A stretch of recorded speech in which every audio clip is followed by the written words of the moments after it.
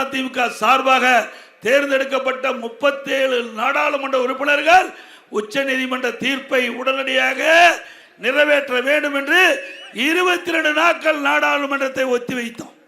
22 நாட்கள் இந்த டெல்டா மாவட்ட விவசாயிகளுடைய நலனுக்காக, நம்முடைய தமிழ்நாடுடைய நலன் சார்ந்த பிரச்சனையை அனைத்து இந்திய அண்ணா திராவிட முன்னேற்ற கழக நாடாளுமன்ற உறுப்பினர்கள் எங்களுக்கு உடனடியாக உச்ச நீதிமன்றம் அளித்த தீர்ப்பை நடைமுறைப்படுத்த வேண்டும் என்று நாடாளுமன்றத்தை ஒத்தி வைத்த கட்சி அண்ணா திமுக கட்சி.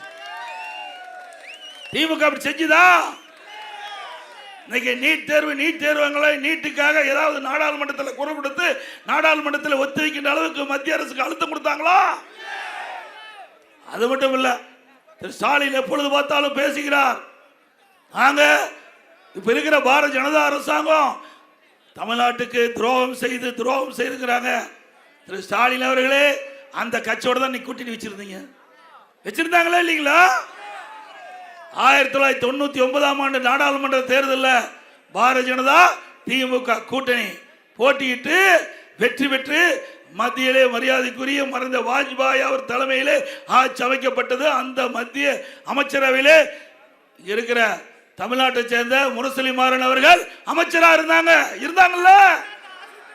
அது மட்டும் இல்ல, தமிழ்நாட்டில் சட்டமன்ற பொதுத் தேர்தல் 2001 அப்பொழுதும் திமுக பாரதிய ஜனதா கூட்டணி இருந்ததா இல்லையா?